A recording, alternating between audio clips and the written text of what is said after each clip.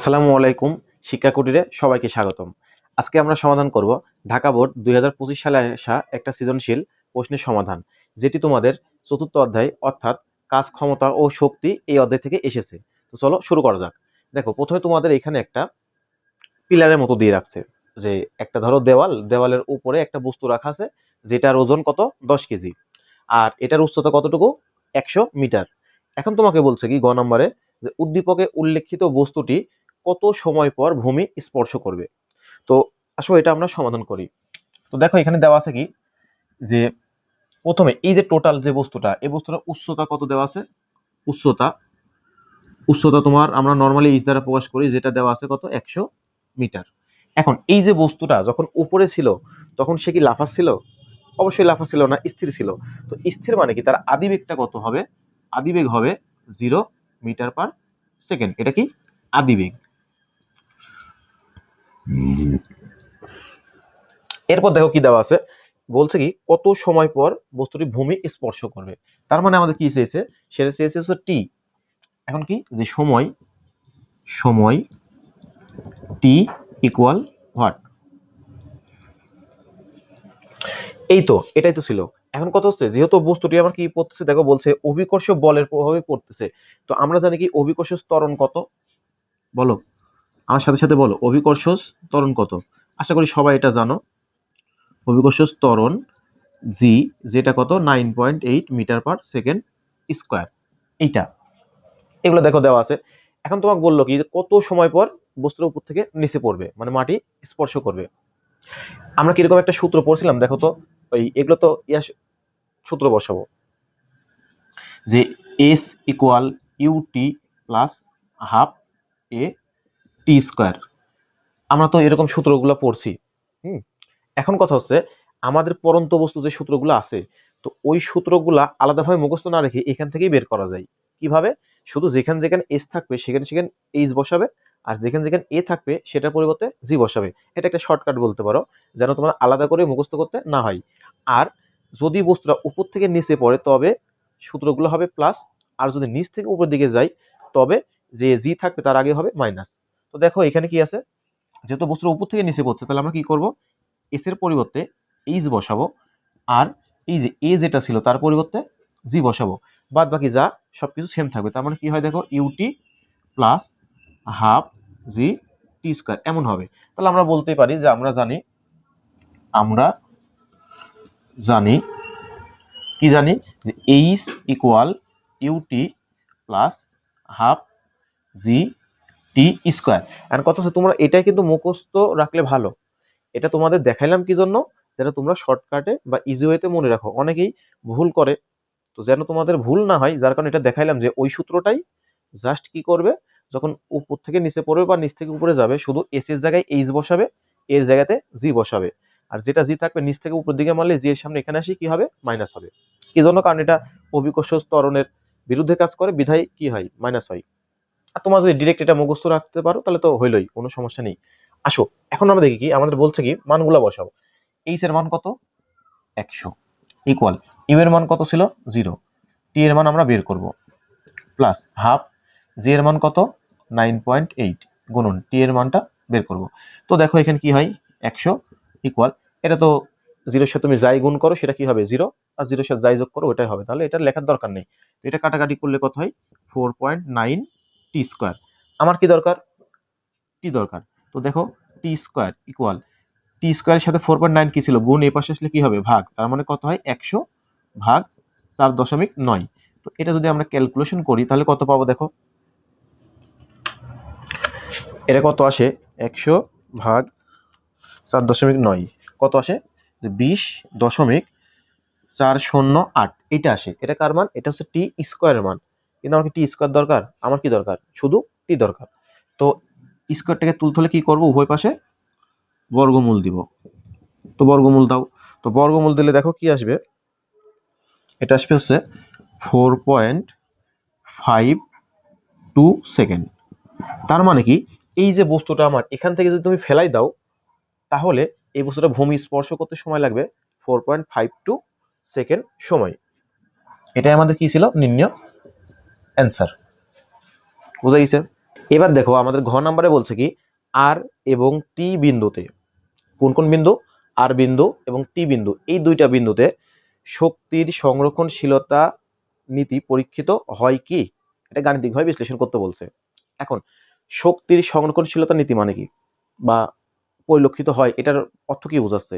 এটার অর্থ হচ্ছে তোমার এই যে যে বিন্দু বলছে আর বিন্দু, এই আর বিন্দুতে তার গতিশক্তি এবং বিভব শক্তি মানে দুটা যোগ করলে কি পাই আমরা, মোট শক্তি।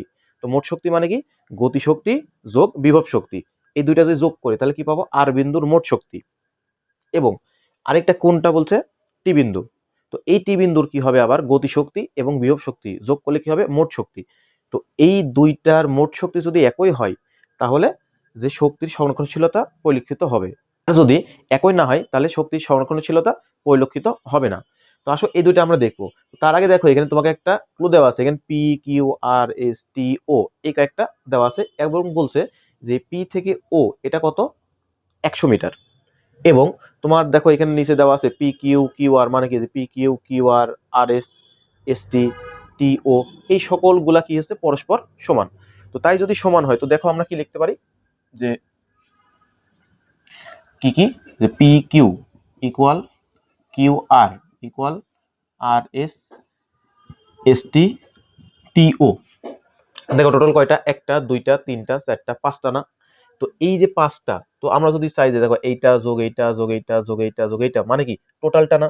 তাহলে টোটালটা ছিল কত, টোটালটা ছিল এই যে 100 মিটার। আর যেহেতু পাঁচটাই সমান তাহলে কি হবে, 5 ভাগে ভাগ হবে। তাহলে আমরা বলতে পারি কি এইটা সমান কত, যে টোটাল যা ছিল, আর টোটাল কতজন, 5 জন না? তো 5 জনকে যদি আমরা সমান ভাগে ভাগ করি তাহলে কত পাবো, 20।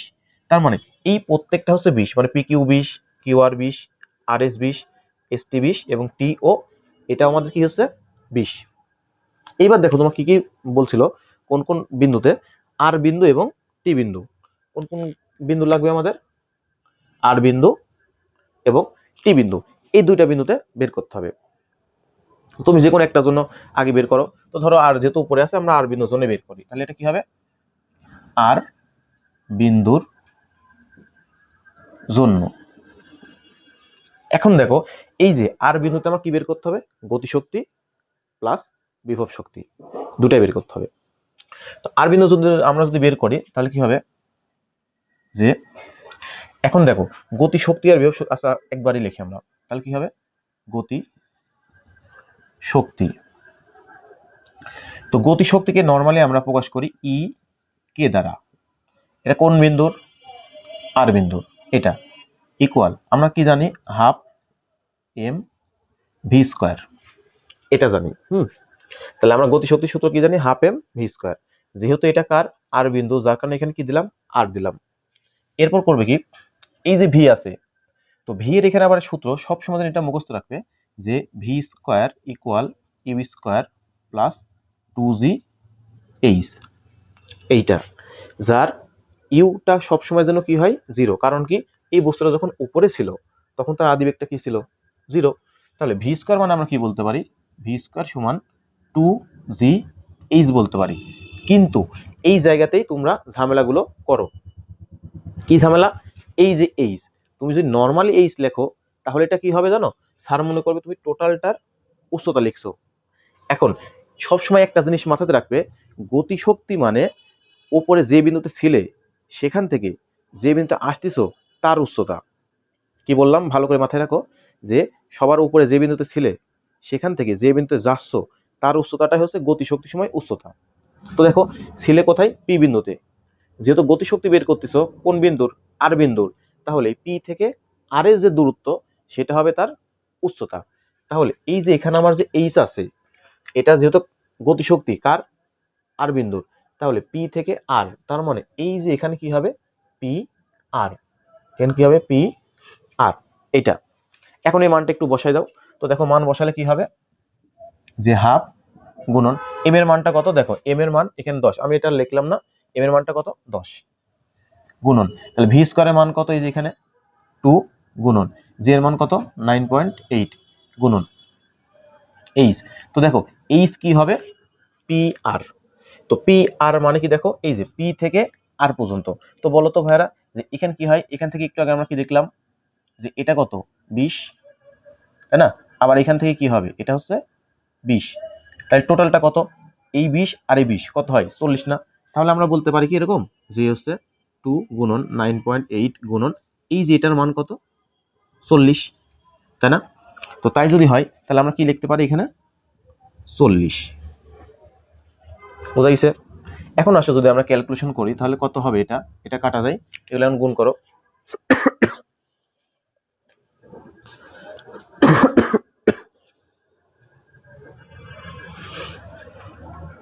10 গুণন 9.8 গুণন 40 কত হয় দেখো, এটা 3920 এত কি জুল।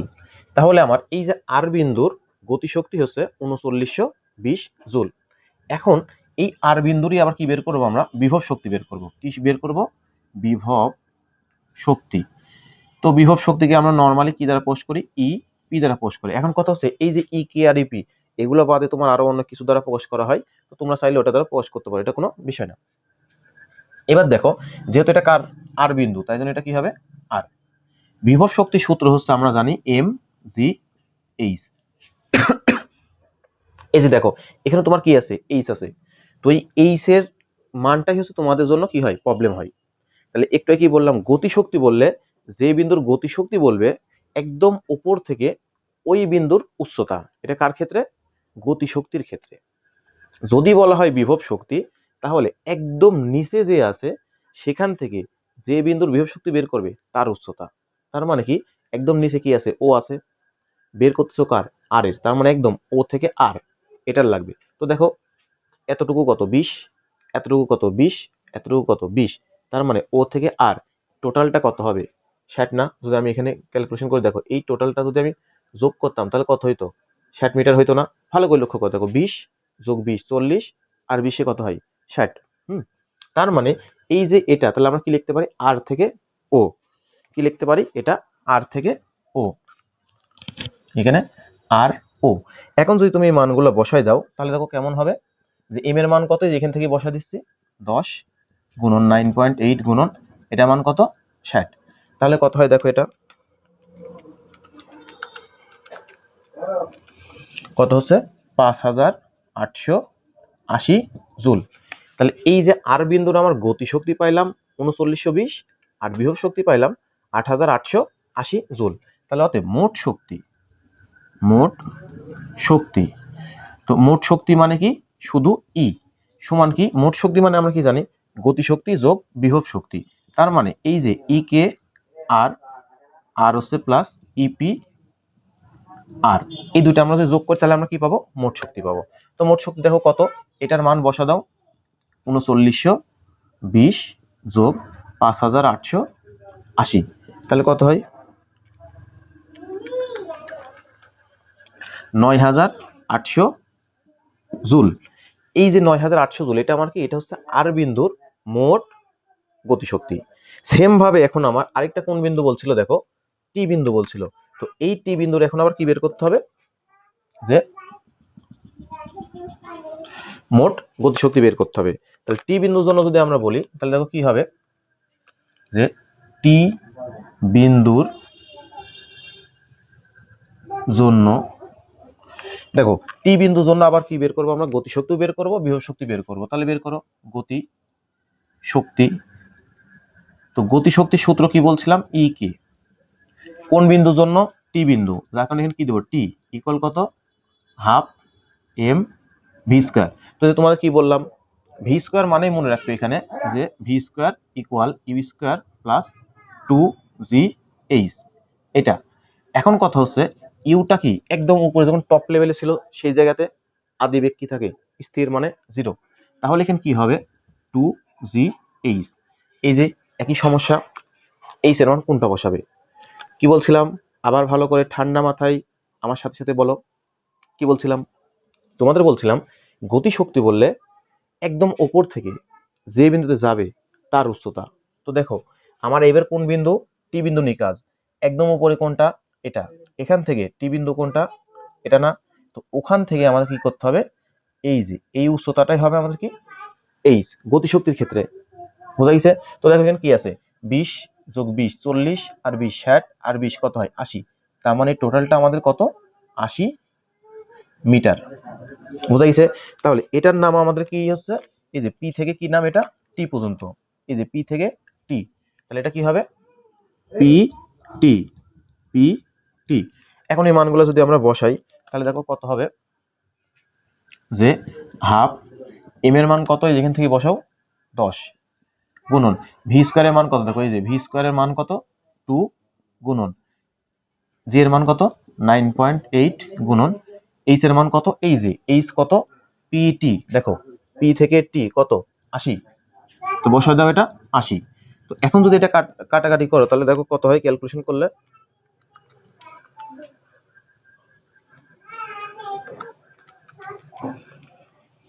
7840 জুল। এটা আমার কি গতিশক্তি। সেম ভাবে আমরা কি বের করব, টি বিন্দুর জন্য বিভব শক্তি বের করব। তাহলে বের করো বিভব শক্তি। তো বিভব শক্তি কি ইপি, কোন বিন্দুর জন্য টি বিন্দুর জন্য, তাই জন্য কি হবে টি। তাহলে ইপি এর এটা সূত্র কি এমজি এইচ, এই যে একই কথা, এইচ মানে কি উচ্চতা। এখন দেখো বিভব শক্তি কি বলছিলাম, মাথা নিয়ে আসো, দেখো কি বলছিলাম, যে বিভব শক্তি বললে একদম নিচে থেকে যে বিন্দুতে যাচ্ছ তার উচ্চতা, আর গতিশক্তি বললে একদম উপর থেকে যে বিন্দুতে আসতেছো তার উচ্চতা। তো দেখো টি বিন্দু মানে কি একদম নিচে কোনটা আছে এটা, তো এখান থেকে এটার উচ্চতা কত 20 না, কারণ যেটা তো আমরা আগেই দেখছি যে প্রত্যেকটা খণ্ড কত করে 20, তাহলে এইটা আমাদের কত হবে 20, তাহলে এটার নাম কি টি ও, এটা কি হবে টি ও, টি ও। এখন যদি আমি মানগুলো বসাই তাহলে দেখো কত হবে, এখানে এম এর মান হচ্ছে 10 গুণন 9.8 গুণন 20, এটা যদি ক্যালকুলেশন করি তাহলে কত হয়, কত হবে যে 1960 জুল। তো এই যে দেখো আমার টি বিন্দুর জন্য গতিশক্তিও পাইলাম, বিভব শক্তিও পাইলাম। এখন টি বিন্দুর মোট শক্তিটা কত হবে, মোট শক্তি যাকে প্রকাশ করব ই দ্বারা, কোন বিন্দু টি বিন্দু, যার কারণে এটা কি টি, আর এখানে কি হবে ই কে টি প্লাস ইপি টি, এই দুইটা এখন তুমি জাস্ট যোগ করে দিবে। তো দেখো কত আছে 7840 যোগ 1960, এটা যদি আমরা যোগ করি তাহলে কত হবে, দেখো যে 9800 জুল। এইবার দেখো কি হচ্ছে, যে আমার আর বিন্দুর মোট শক্তি 9800 জুল, টি বিন্দুর মোট শক্তি 9800 জুল। যেহেতু আমার আর বিন্দু এবং টি বিন্দুর মোট শক্তি টোটাল শক্তি একই এসেছে, যার কারণে আমরা বলতে পারি কি এই দুইটা আমাদের কি হয়েছে, যে শক্তির সংরক্ষণশীলতা এটা কি করছে পরিলক্ষিত হয়েছে। বুঝা গিয়েছে? তাহলে এখন আমরা কি লিখতে পারি, অতএব আর বিন্দুর মোট গতিশক্তি ইকুয়াল টি বিন্দুর মোট গতিশক্তি। অতএব আর এবং টি বিন্দুতে শক্তির সংরক্ষণশীলতা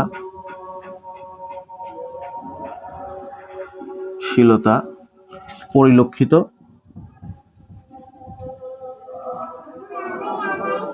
হয়েছে। বুঝাইছে এটা? তাহলে যখন তোমাকে বলবে শক্তি সংরক্ষণশীলতা পরিণত হয়েছে কিনা, তখন কি করবে, যে বিন্দুগুলা বলবে সেই বিন্দুগুলার গতিশক্তি এবং বিভব শক্তি বের করে যোগ করবে, মানে কি মোট শক্তি বের করবে। যদি মোট শক্তি সমান হয় তাহলে পরিলক্ষিত হবে, আর যদি সমান না হয় তাহলে পরিলক্ষিত হবে না।